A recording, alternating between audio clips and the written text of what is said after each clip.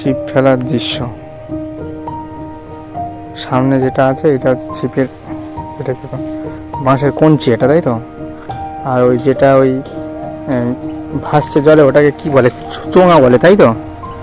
হ্যাঁ, চোঙা বলে। ওই চোঙা হচ্ছে আমাদের মাছ যে ধরেছে বড়শিতে সেইটা নির্দেশ দেয়। মানে চোঙাটা যখন আস্তে আস্তে জলের নিচের দিকে নামতে থাকে বা নড়তে থাকে তখন আমরা বুঝতে পারি যে মাছ ধরেছে, তাই তো?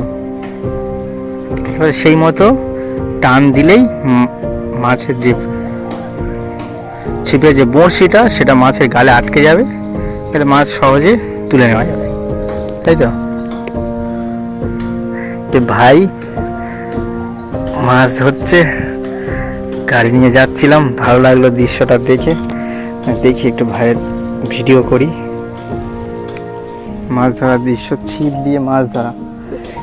ছিপ দিয়ে মাছ ধরা এটা কিন্তু এক রকমের ধৈর্য এবং মনোযোগের পরীক্ষা।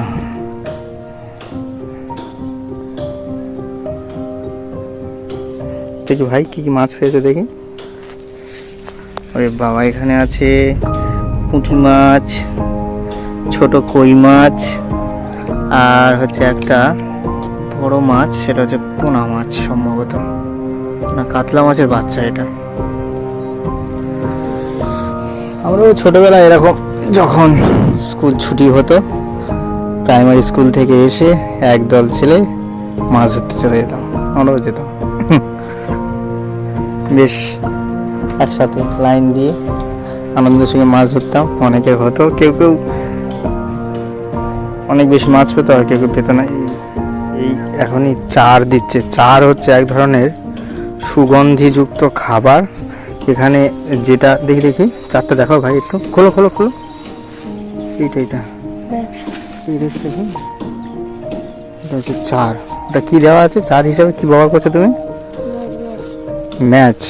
ম্যাচ বলতে ওই পোলট্রির মুরগি যে খাবারটা খায় সেইটা, ওটা হচ্ছে এই জলের মধ্যে ছুঁড়ে দিল, ওর যে গন্ধ, ওর গন্ধে মাছ ছুটে আসবে এসে, আর এখানে ওই বড়শিতে টোপ হিসাবে এখানে আঠা দিয়েছে।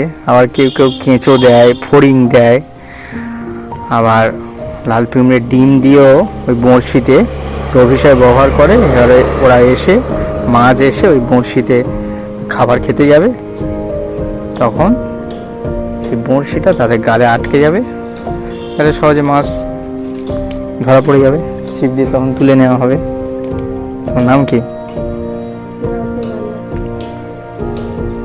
লোকেশ হালদার।